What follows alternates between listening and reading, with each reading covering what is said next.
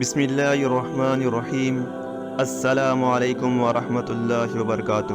حضرت ام المؤمنین ام سلمہ رضی اللہ عنہا، آپ کا نام ہند تھا۔ ام سلمہ آپ کی کنیت ہے۔ آپ کا تعلق قریش کے خاندان بنو مخزوم سے تھا۔ آپ کے والد ابو امیہ مکہ مکرمہ کے بہت بڑے سخی آدمی تھے، تاجر اور بہت دولت مند تھے۔ اس لحاظ سے سیدہ ام سلمہ رضی اللہ عنہا نے بہت خوشحال گھرانے میں پرورش پائی تھی۔ آپ کا پہلا نکاح عبداللہ بن عبد الاسد سے ہوا۔ وہ ابو سلمہ کے نام سے مشہور تھے۔ یہ آپ کے چچا زاد بھائی تھے۔ آپ صلی اللہ علیہ وسلم کے رضائی بھائی بھی تھے۔ ان کی والدہ کا نام برہ بنت عبد المطلب تھا۔ اس لحاظ سے وہ رشتے میں آپ کے پھپھی زاد بھائی بھی تھے۔ ابو سلمہ رضی اللہ عنہ سے آپ کے یہاں 4 بچے پیدا ہوئے۔ آپ اسلام کی ابتدائی میں اپنے شوہر کے ساتھ اسلام لے آئی تھیں۔ گویا دونوں میاں بیوی سب سے اسلام لانے والوں میں شامل ہیں۔ دونوں نے حبشہ کی طرف ہجرت کی۔ کچھ عرصہ حبشہ میں گزار کر دونوں میاں بیوی مکہ واپس آ گئے۔ وہاں سے نبی کریم صلی اللہ علیہ وسلم کی اجازت سے مدینہ منورہ کی طرف ہجرت کی۔ ابو سلمہ رضی اللہ عنہ جب حبشہ سے مکہ پہنچے تو قریش مکہ نے آپ پر ظلم و ستم کرنا شروع کر دیا۔ ان کے ظلم سے تنگ آ کر آپ نے مدینہ منورہ کی طرف ہجرت کی۔ آپ مدینہ پہنچے تو وہ محرم کی 10 تاریخ تھی۔ عمر بن عوف کے خاندان نے انہیں اپنا مہمان بنایا۔ ام سلمہ رضی اللہ عنہا اپنے شوہر کے ساتھ ہجرت نہیں کر سکی تھیں۔ انہوں نے بعد میں ہجرت کی۔ اس کی تفصیل اس طرح ہے۔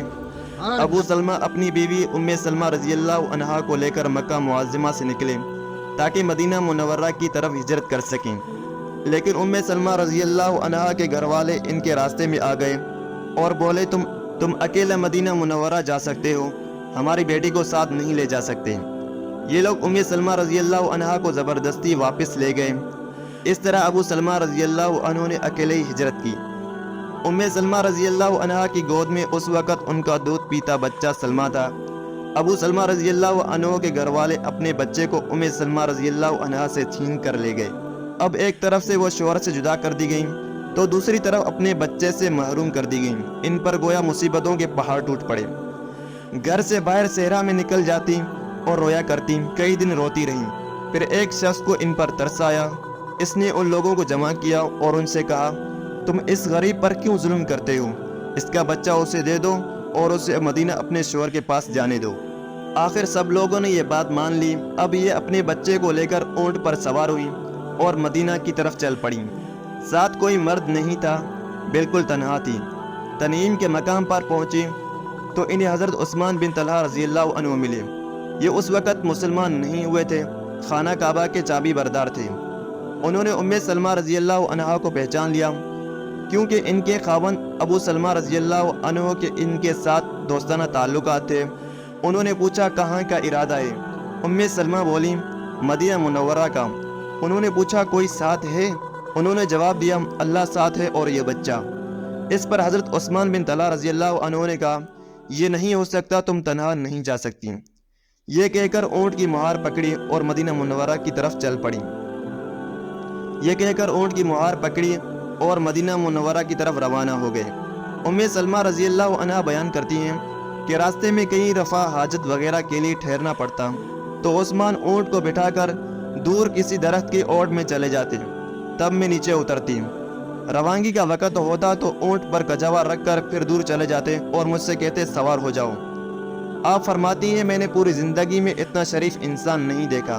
مختصر یہ کہ مختلف منزلوں پر قیام کرتے ہم مدینہ پہنچے۔ جب قباء کی آبادی پر نظر پڑی تو بولے اب تم اپنے شوہر کے پاس چلی جاؤ، وہ یہیں ٹھہرے ہوئے ہیں۔ سیدہ ام سلمہ رضی اللہ عنہا ادھر روانہ ہو گئیں اور یہ واپس مکہ کی طرف روانہ ہوئے۔ قباء کے لوگوں نے جب حضرت ام سلمہ رضی اللہ عنہا کو دیکھا تو ان سے پوچھا آپ کون ہیں اور کہاں سے آئی ہیں؟ اس پر انہوں نے بتایا میں ام سلمہ ہوں، ابی امیہ کی بیٹی۔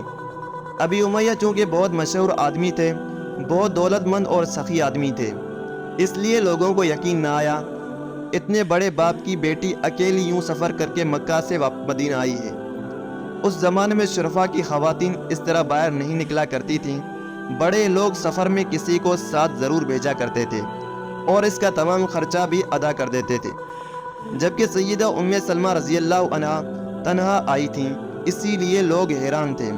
کافی دن بعد انہیں یقین آیا اور جب سب لوگوں کو معلوم ہو گیا کہ یہ کس کی بیٹی ہیں تو لوگ انہیں قدر کی نگاہ سے دیکھنے لگے۔ اب دونوں میاں بیوی اپنے بچے کے ساتھ خوش و خرم زندگی بسر کرنے لگے۔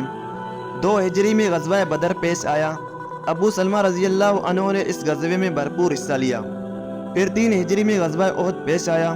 اس غزوے میں ابو سلمہ رضی اللہ عنہ کے بازو میں ایک تیر لگا۔ اس سے آپ 1 ماہ زیر علاج رہے۔ 1 ماہ بعد زخم ظاہری میں بھر گیا، لیکن اس کا زہر اندر پھیلتا چلا گیا۔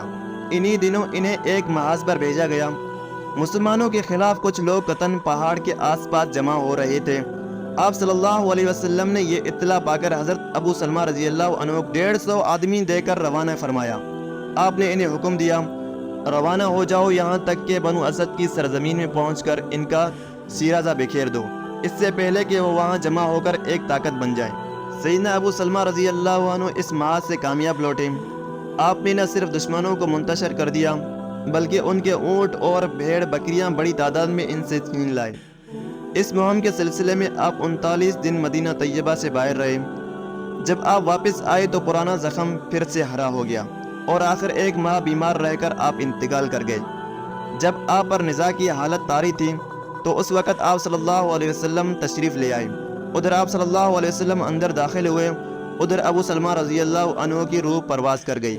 جب آپ صلی اللہ علیہ وسلم نے اپنے دست مبارک سے ان کی دونوں آنکھیں بند کر دیں اور فرمایا، انسان کی روح جس وقت اٹھائی جاتی ہے تو اس وقت اس کی دونوں آنکھیں اسے دیکھنے کے لیے کھلی رہ جاتی ہیں۔ اس وقت سیدہ ام سلمہ رضی اللہ عنہا نے یہ الفاظ کہے، ہائے پردیس میں کیسی موت آئی۔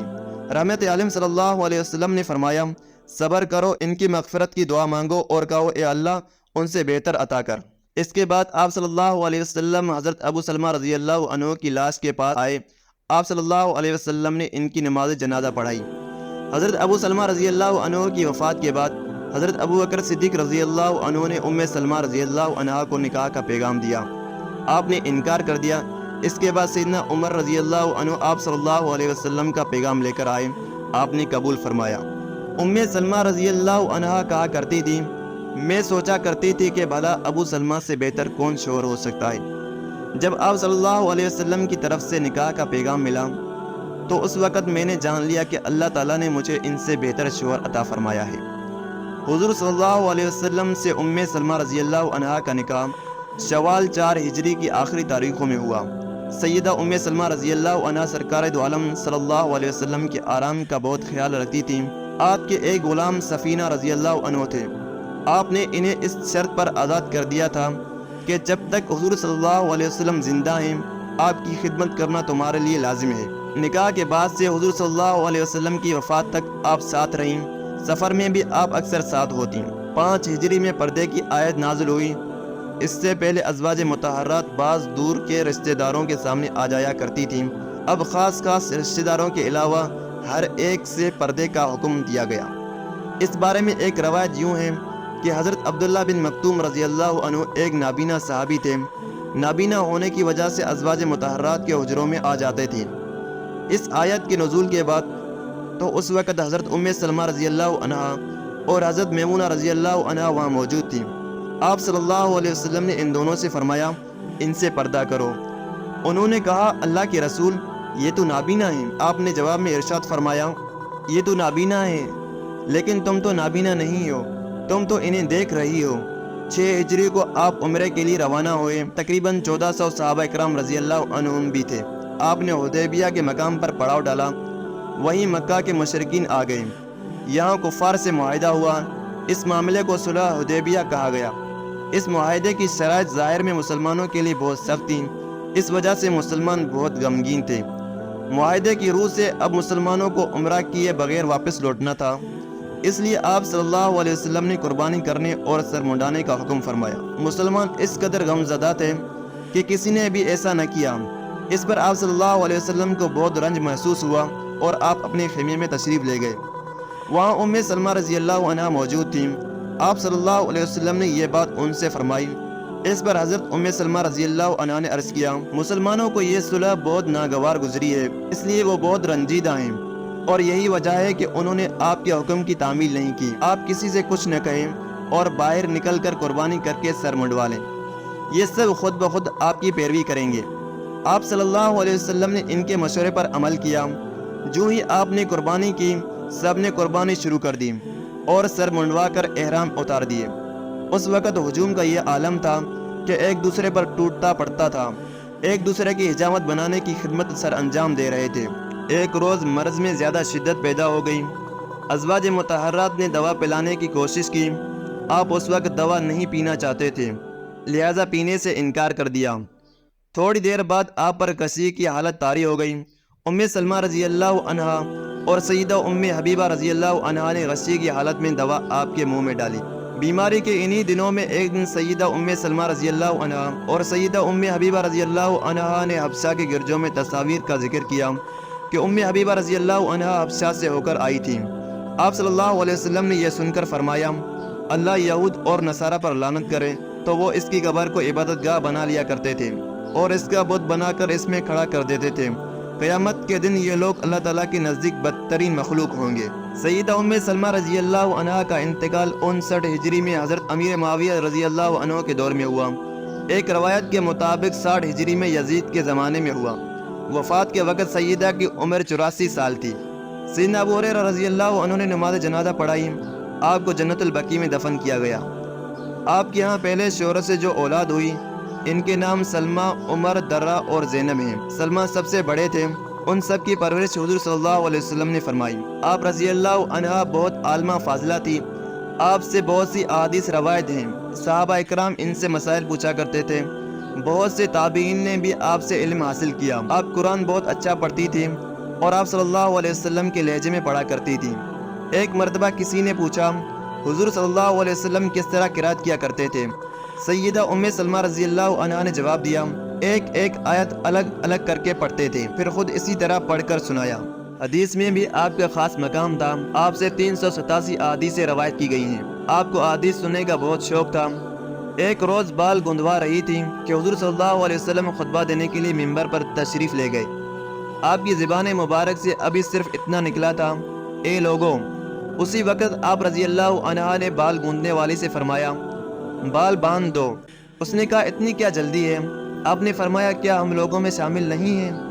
اس کے بعد خود بال باندھ کر کھڑی ہو گئیں اور کھڑے ہو کر پورا خطبہ سنا۔ آپ رضی اللہ عنہا ہر وقت اجر اور ثواب کی تلاش میں رہتی تھیں اور ہر ماہ 3 روزے رکھتی تھیں۔ ایک روز آپ نے حضور نبی کریم صلی اللہ علیہ وسلم سے پوچھا، اللہ کے رسول، ابو سلمہ سے میرے جو بچے ہیں، میں ان پر خرچ کرتی ہوں اور ان کی اچھے طریقے سے پرورش کرتی ہوں، کیا مجھے ان کی پرورش پر ثواب ملے گا؟ آپ صلی اللہ علیہ وسلم نے فرمایا، ہاں، جو کچھ تو ان پر خرچ کرے گی تجھے اس پر اجر ملے گا۔ ایک روز نبی کریم صلی اللہ علیہ وسلم ام سلمہ رضی اللہ عنہا کے گھر پر تھے۔ آپ نے حضرت حسن رضی اللہ عنہ کو ایک ٹانگ پر اور حضرت حسین رضی اللہ عنہ کو دوسری ٹانگ پر اور حضرت فاطمہ رضی اللہ عنہ کو درمیان میں بٹھایا ہوا تھا۔ ایسے میں آپ صلی اللہ علیہ وسلم نے ارشاد فرمایا، اے گھر والوں، تم پر اللہ کی خاص رحمت اور برکتیں نازل ہوتی رہتی ہیں، بے شک اللہ تعریف کے لائق اور بڑی شان والا ہے۔ ام سلمہ رضی اللہ عنہا یہ سن کر رو پڑی۔ آپ صلی اللہ علیہ وسلم نے پوچھا، کیا بات ہے، تم کیوں رو رہی ہو؟ حضرت ام سلمہ رضی اللہ عنہا نے عرض کیا، اے اللہ کے رسول، آپ نے ان کے لیے یہ الفاظ فرمائے، مجھے اور میری بیٹی کو چھوڑ دیا۔ اس پر آپ صلی اللہ علیہ وسلم نے فرمایا، تم اور تمہاری بیٹی دونوں اہل بیت میں سے ہیں۔ ایک روز ام سلمہ رضی اللہ عنہا کے بھتیجے نے 2 رکعت نماز پڑھی۔ سجدے کی جگہ غبار آلود تھی۔ وہ اپنی پیشانی سے گرد و غبار جھاڑنے لگے۔ ام سلمہ رضی اللہ عنہا نے ان سے فرمایا، ایسا نہ کرو، یہ فعل نبی کریم صلی اللہ علیہ وسلم کے عمل کے خلاف ہے۔ مطلب یہ تھا کہ ہاتھوں کو حرکت نہ دو، نماز میں سکون اختیار کرو۔ آپ رضی اللہ عنہا بہت فیاض تھیں۔ ایک روز چند حاجت مند آپ کے گھر آئے، ان میں عورتیں بھی تھیں۔ انہوں نے گڑ گڑا کر سوال کیا۔ اس وقت وہاں سیدہ فاطمہ رضی اللہ عنہا بھی موجود تھیں۔ آپ نے ان فقراء کو ڈانٹا۔ اس پر سیدہ ام سلمہ رضی اللہ عنہا نے فرمایا، ہمیں اس کا حکم نہیں ہے۔ اس پر خادمہ سے فرمایا، انہیں کچھ دے کر رخصت کرو، گھر میں کچھ نہ ہو تو 1-2 چھوارے ہی دے کر رخصت کرو۔ آپ کو نبی کریم صلی اللہ علیہ وسلم سے بہت محبت تھی۔ آپ کی وفات کے بعد آپ کے بال تبرک کے طور پر رکھ لیے تھے، لوگوں کو ان کی زیارت کراتی رہتی تھیں۔ ایک روز آپ صلی اللہ علیہ وسلم حضرت ام سلمہ رضی اللہ عنہا کے گھر میں تشریف فرما تھے۔ ایسے میں حضرت جبرائیل علیہ السلام ایک صحابی دحیہ کلبی رضی اللہ عنہ کی صورت میں آئے۔ وہ آپ سے باتیں کرتے رہے۔ جب وہ چلے گئے تو آپ نے سیدہ ام سلمہ رضی اللہ عنہا سے پوچھا جانتی ہو یہ کون تھے؟ ام سلمہ رضی اللہ عنہا نے جواب دیا یہ داہیہ تھے، یعنی ان صحابی کا نام لیا۔ لیکن جب آپ صلی اللہ علیہ وسلم نے لوگوں سے اس واقعے کا ذکر کیا تب انہیں پتہ چلا وہ حضرت جبرائیل علیہ السلام تھے، مطلب یہ آپ کے گھر میں بھی جبرائیل امین علیہ السلام آئے تھے۔ نبی کریم صلی اللہ علیہ وسلم کو آپ سے بہت محبت تھی، اللہ کی آپ پر کروڑوں رحمتیں نازل ہوں۔